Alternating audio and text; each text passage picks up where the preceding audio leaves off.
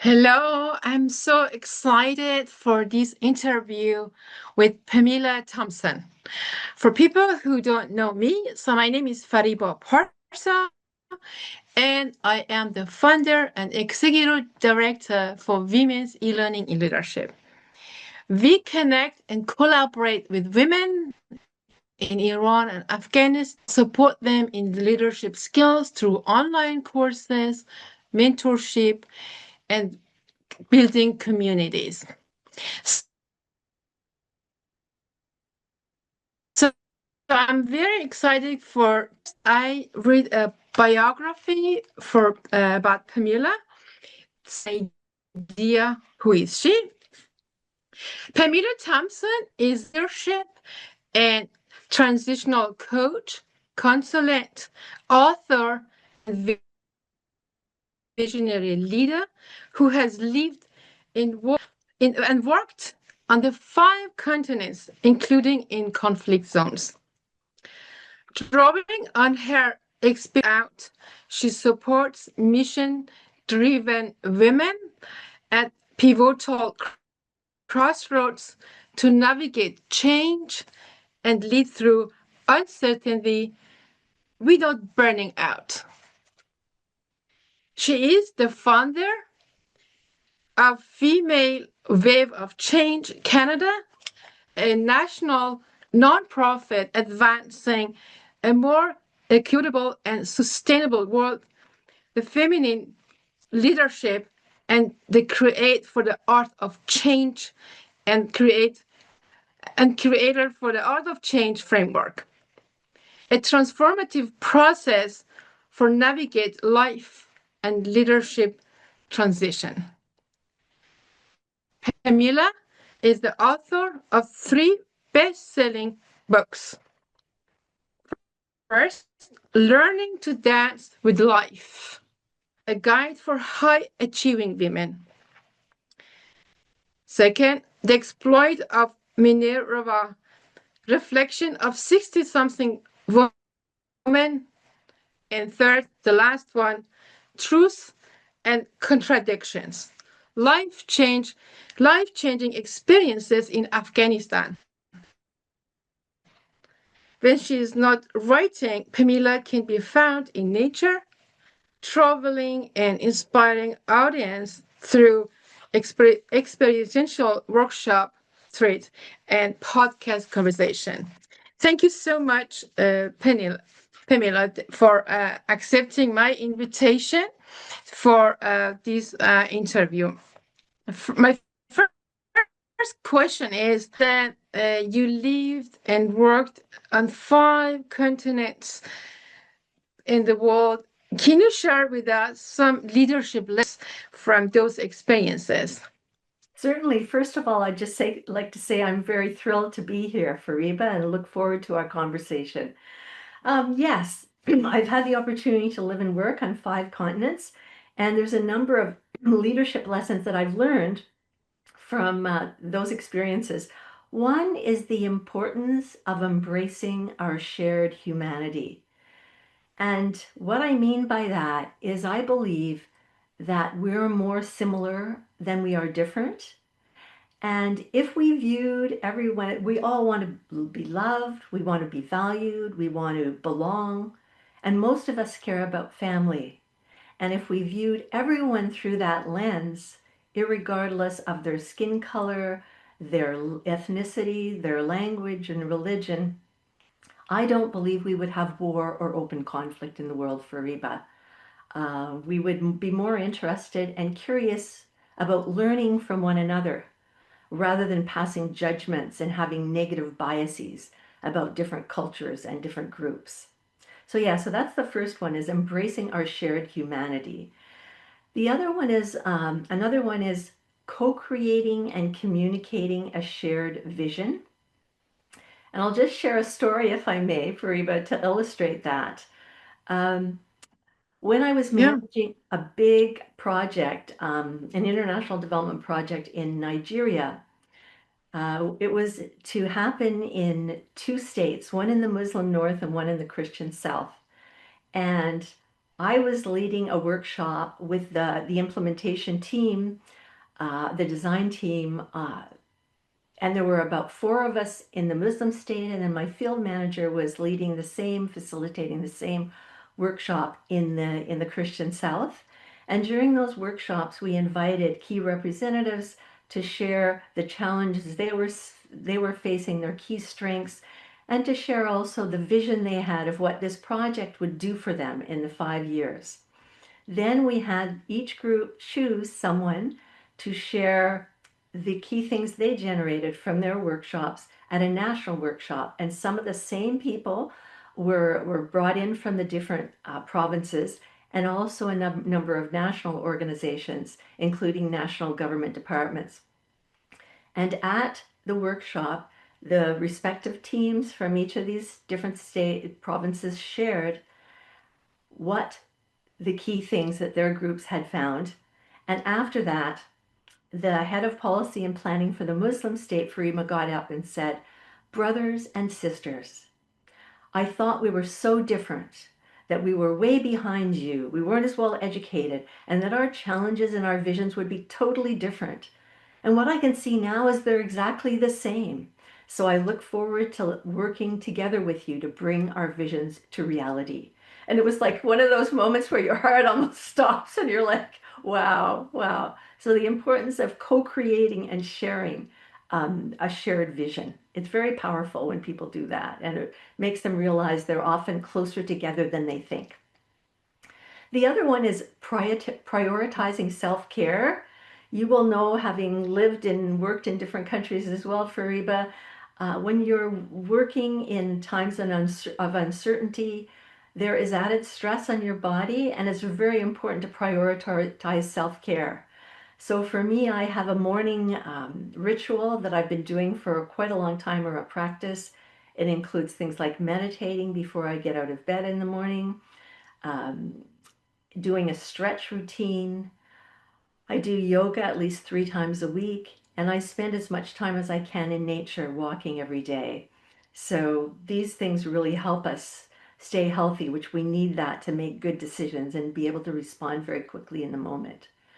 The other one is staying calm and grounded during times of stress.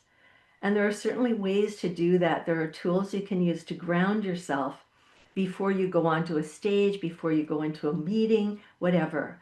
But the other thing is, it's so important because, again, it affects our decision making and also how people view us as leaders. Example would be when I was in Afghanistan and my team was facilitating a workshop for about 100 people. And we weren't actually at the ministry. We were about 45 minutes away in this big conference room, this big, no, more than, yeah, big room. And all of a sudden, people's cell phones started to go off. And I said to the team, a person beside me, because at this point I was more like a resource person and my team was doing most of the event in local language. And I said, "Something's going on." And I couldn't reach my cell phones because they were on the stage far away from me. And all of a sudden, this one woman got up and she said, "The Ministry of Public Health is being attacked." And I got up and I realized I needed to, in the moment, hold the room. So I got up and I said, "I understand. This is really scary for me as well. These sorts of things don't happen in Canada. But listen." And Fariba, you could have heard a pin drop. It was very quiet. And I said, "We're going to continue this workshop. And anyone can leave if they choose. However, we're going to finish it." So we finished it and no one left. And the next day, my team came back. I couldn't because of the high security risk. And about 75% of the ministry people came back for the second day. We found out later, thankfully, that in fact the Ministry of Public Health had not been attacked. It had been suffered collateral damage because the US Embassy was right close to it. And some snipers got in and positioned themselves on the scaffolding of a new Marriott that was being built within the grounds of the US Embassy.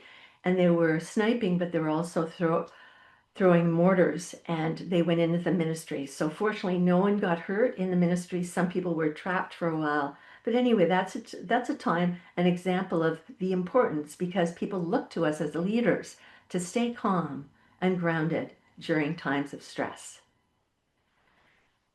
Would you like me to share any more, or is that good for Yeah. now?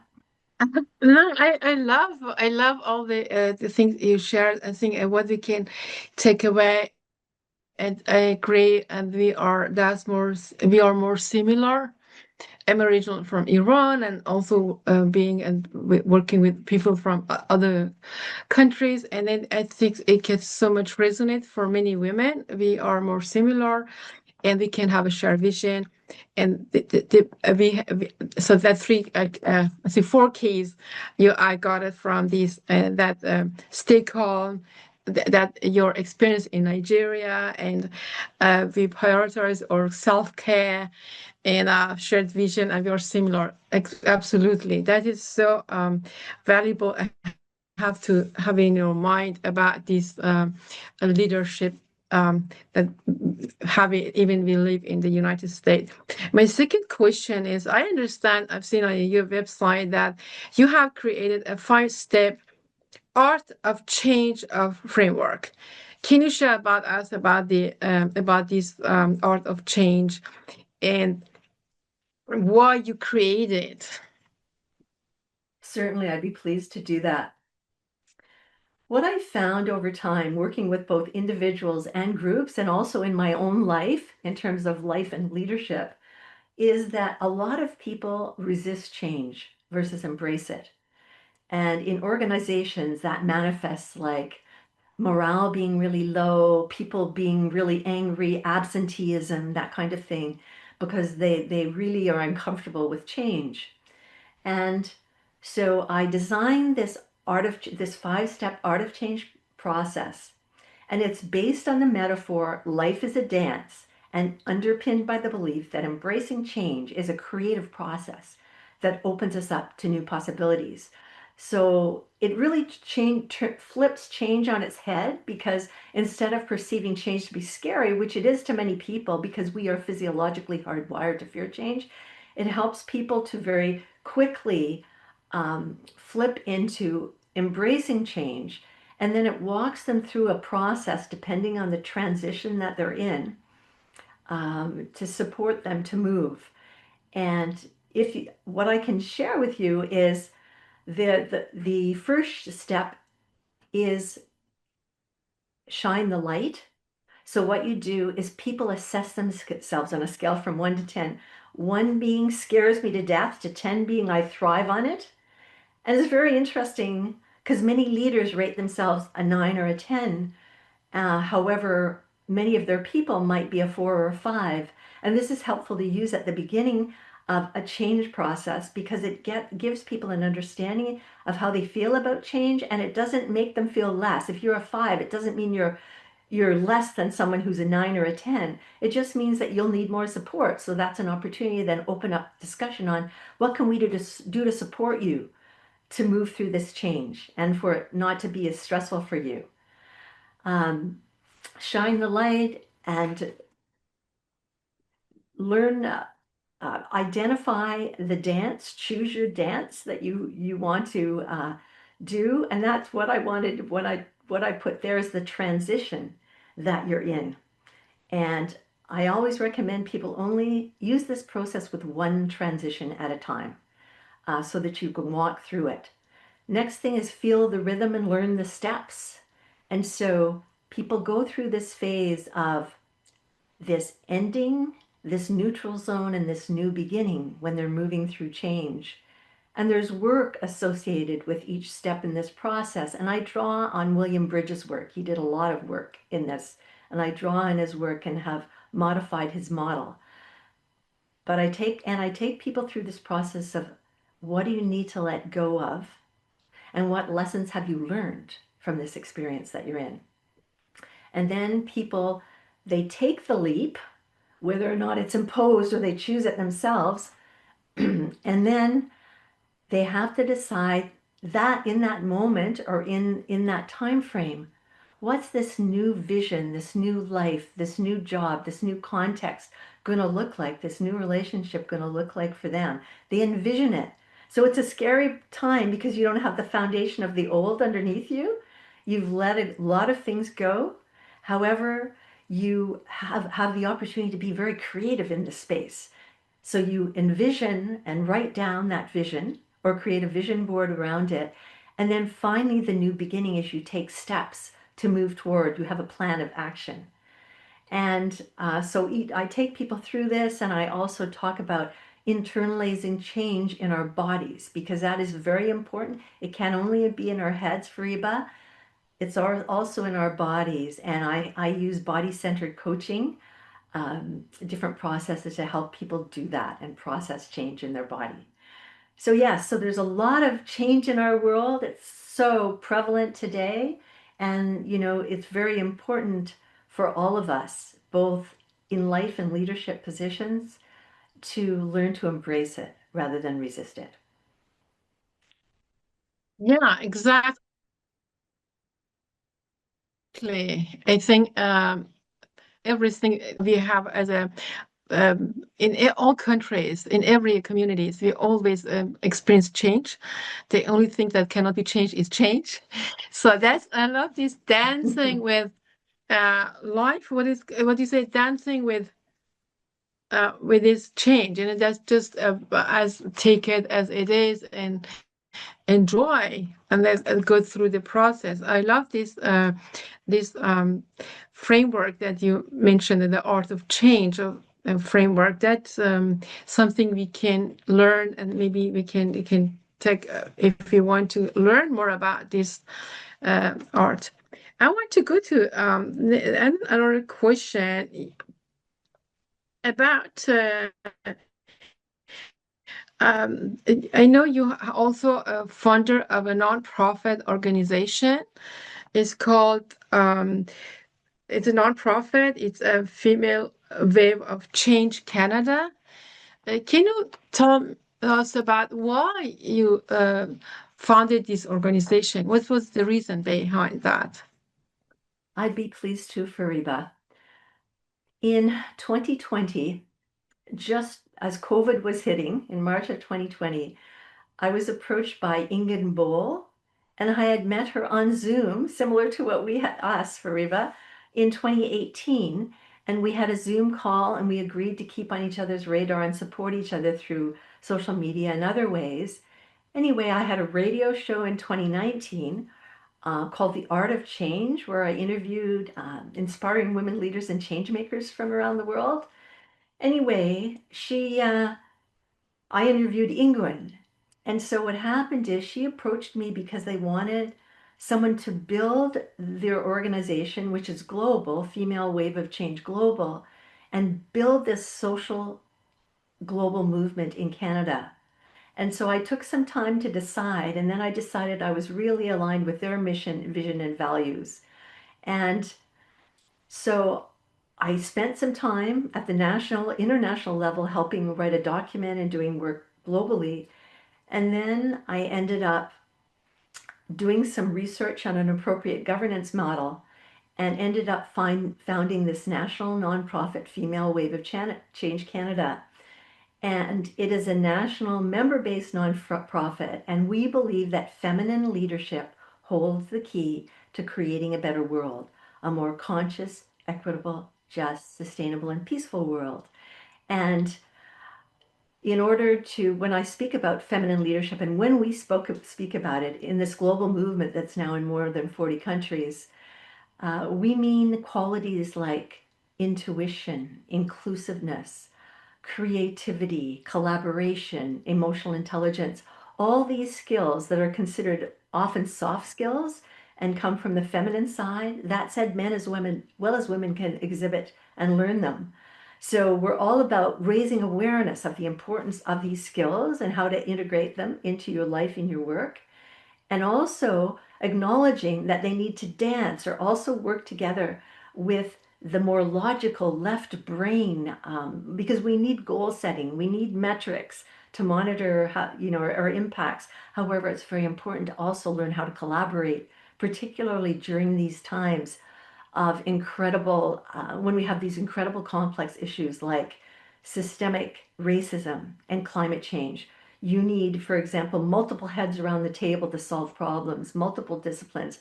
And being able to collaborate and facilitate those collaborative discussions is very important, and they tend to come from our feminine leadership qualities and skills.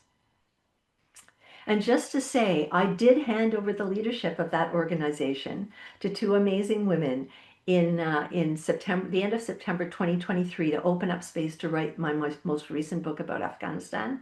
And since then, another woman, Anita Adams, is now at the helm of that organization. And we have monthly virtual gatherings with featured guests, which you've come to several times, Fariba. And yes, and the featured guests co-create the event with one of our board members, and then ask questions rather than being a speaker Q&A. And then we have other benefits of being at the national level, or being a member of this organization, which, by the way, people from outside of Canada can also join. And we have members from the States and different parts of Europe as well that have joined our organization because of our monthly gatherings, and also because of the other things that we offer. Yeah, it's amazing. Yeah, that's I enjoyed participate to the events. It is open, and I could really feel the warmth, the love that is among members, and I think people who join to the this open meeting, they're very welcome, and they can share their experiences. That I really encourage people who listen to this and participate to one of the meeting. That's yeah, it's amazing, and it's place. It's not only in Canada; it's many countries. So we go to the my fourth question. I know you have recently published a life-changing, especially because in Afghanistan, and we work with women in Afghanistan and Iran. I think many women in our network are interested to learn about more about your book. So can you talk about a little about your book? And I know you're making to audiobook. So tell a little about your book. Thanks, Fariba. Yes, Truths and Contradictions, Life-Changing Experiences in Afghanistan. My why in writing this book was to dispel myths about Afghanistan, and Islam, and to shine the light on the incredible courage and resilience of the Afghan people. The first part of the book is based on funny and scary stories about what it was like to live and work in a war zone. And the second part is based on interviews I did with Afghan colleagues and their friends in 2024 when I was writing the book about their experiences growing up in Afghanistan and being there during key historic events such as the Russian invasion and the two Taliban takeovers. Now, there's also a chapter called Truths and Contradictions, which is part of the title of the book. And in that, I share some myths and some truths, and I invite the reader to identify what they think is a myth and a truth. And so yes, so that's a bit about it. And yes, as you said, I'm in the process of turning that book, which is available on Amazon. I'm now in the process of turning it into an audiobook, which will hopefully be out later in June of this year. And it's been a very interesting process a year after launching the book, actually creating an audiobook. And I'll put in a pitch here for Twin Flame Studios that I'm working with out of Florida. Tina Dietz is the CEO, and they have a very unique process for anybody who's interested in turning their book into an audiobook. Yeah. So, which year you have been in Afghanistan? Can you tell about which cities and what you do in Afghanistan? Does you went to as a journalist, or what? What was your work? Thank you. Thank you. I was there for 13 months living in Kabul from October 2010 till November 2011. I also did some virtual backstopping after that. and I went back for a short mission in 2015. But the bulk of my work was in that first mission in 2010-11. And I supported the Ministry of Public Health for REBA to develop their first strategic plan and built the capacity of internal teams to do planning. And the first contract was initially 9 months, and we actually did it all. And it went through the various policy levels and got approved. And I must say, I'm very proud of the hard work for all of us and my strategic planning team, because everyone did a great job. And to do it in 9 months and to go through all the policy layers in Canada or the States, you wouldn't be able to do that. But we did it in Afghanistan.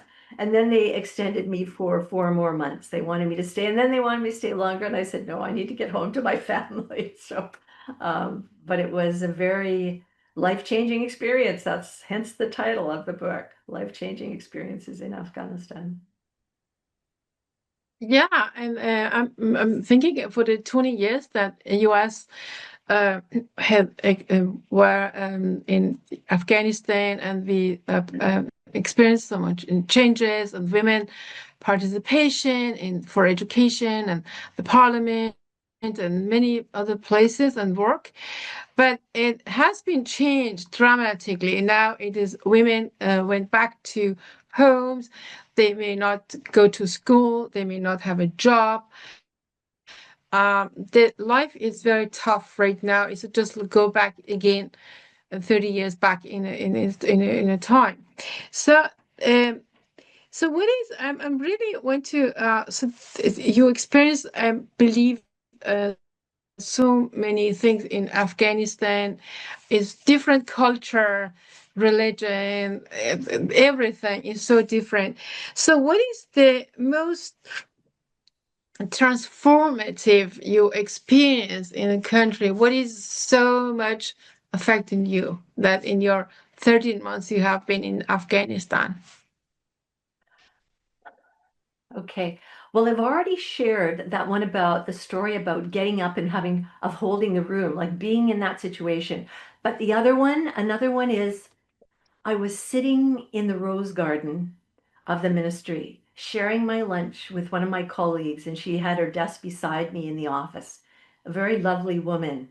And we often would sit in the rose garden, such as it was, and share our lunches. And all of a sudden, this one day, there was this massive explosion. I've never heard such a loud explosion in my life. And immediately, this woman got on the phone and started to phone each of her 6 siblings to see if they were okay. And I realized in that moment that she'd been doing this for about 15 years because, people had only had cells for about that period of time in 2011, 2010, 2011. And it just showed me how connected people are to their families. And yeah, it was very transformative. Plus, the shock of the explosion. And then on my cell phones, my head of security getting in touch and saying, don't leave, stay where you are. We'll come when we can. There's been a suicide bomb attack across the road in the military hospital. We don't know how many people have been killed, but just stay where you are.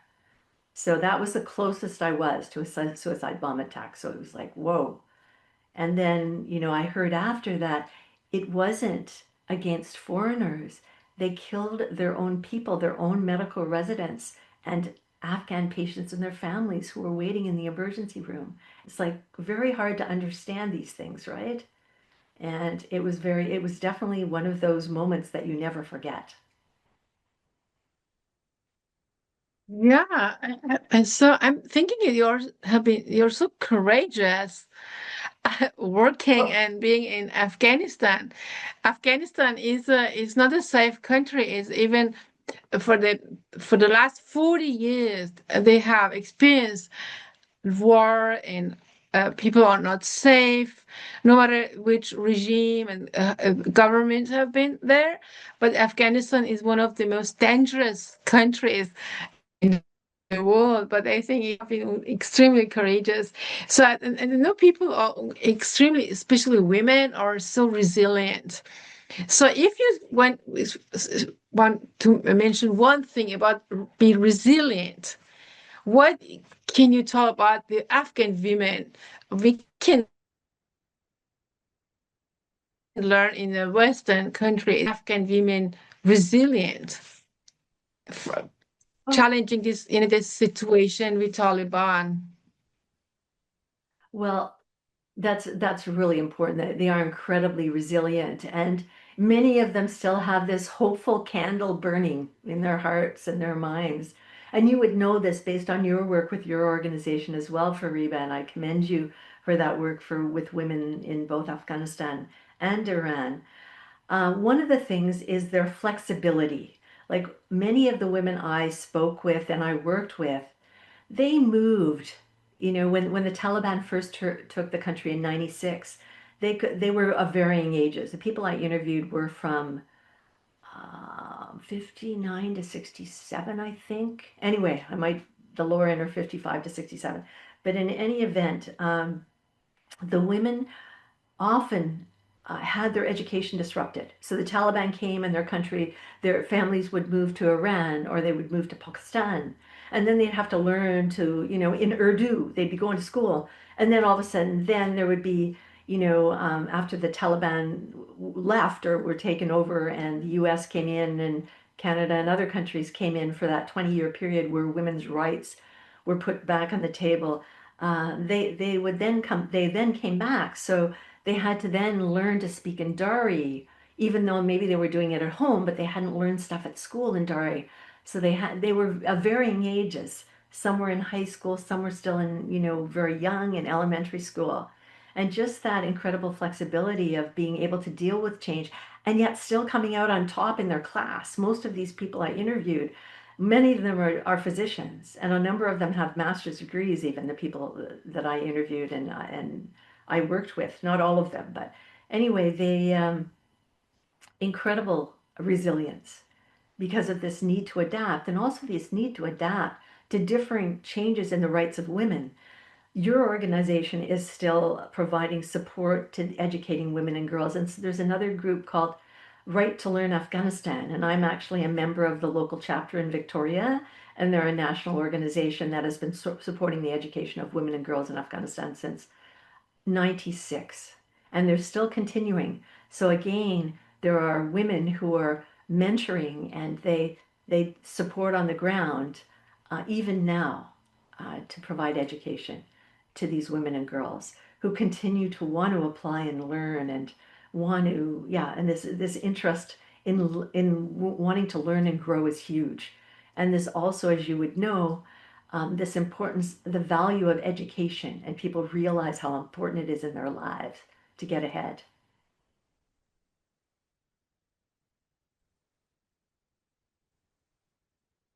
Yeah, yeah, I think flex that we can see among women in Afghanistan. At well organization, women's e-learning e-leadership, we have also experience with women in Afghanistan in spite of Taliban that prevent them to go to school. I talked with a young 18, and she was stopped to after sixth grade because, but she said here she by her own, not even parents, she finished her high school education. And I said, wow, alone. And she was so eager and loved to learn and educate herself, to see herself as an engineer, as a doctor. And I was amazed for these young women and the future they can see for themselves. And they are so strong and courageous and resilient. And no matter what come, they figure out how they can grow. That's something we can. I just actually I learned from this young girl in Afghanistan that here in the West for small things we claim well, but see compare what women in Afghanistan challenging and really every day is a challenge and to go through every day. True. Thank you very much. I think your book is so timely and it's so important, and everyone should read it. So there's so many stories, so many things you can read from the book, and take it for your own life. If how I can, if you read it, how I can be inspired in my work, in my life. That's what you do, and helping everyone to read because the light, the life you be supposed to live and serve other people. So I really want to say, where can we find you, or how can we connect with you? Well, thank you for the opportunity, Fariba. Well, my website is pamela-thompson.com. So that's an easy place. And there's also a books page there. I think in your show notes, you're going to share the link for people to download my 5 leadership lessons from living and working on 5 continents. And there's also an Art of Change framework. People can also find Female Wave of Change Canada at fwoccanada.com. And you can find me on LinkedIn and Facebook primarily. That's where you can find me. You're everywhere.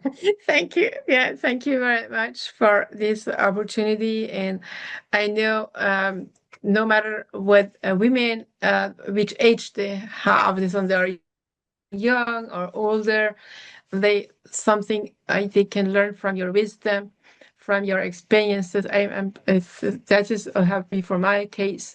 I think they change. You mentioned that is wonderful. So I just the last about the this workshop. Is it for or an organization, or for a what is or companies? What is this?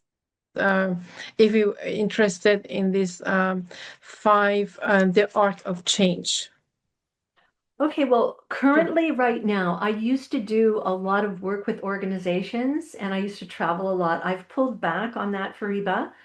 I'm not that young anymore. And so I want to share my wisdom. So primarily now, people can download and get certainly the document. I blog regularly. There's a lot of free stuff on my blog. If people have questions, I actually have recently launched a LinkedIn newsletter called Crossroads to Clarity, and people can get information. And I'm about to do something on Substack that will be very interactive, but I'm just in the process of designing it. So that's primarily what I'm doing these days. Thank you for asking. I am a professional facilitator, so I really do enjoy working with groups. But for now, as I say, for now, a lot of times it's doing interviews like you've done with me today and sharing my wisdom through my writing. Yeah, that's wonderful. And so I subscribe and encourage everyone subscribes to your blog, and we can have a conversation, comment any things, maybe question something. We can that can be wonderful to stay in touch with you, also through blog and through your website, through social media. Thank you very much. And all this website and the link will be on our YouTube channel. So when you see this, you can see in the info. So you can see, you can go to the website and learn more about Pamela. Thank you so much.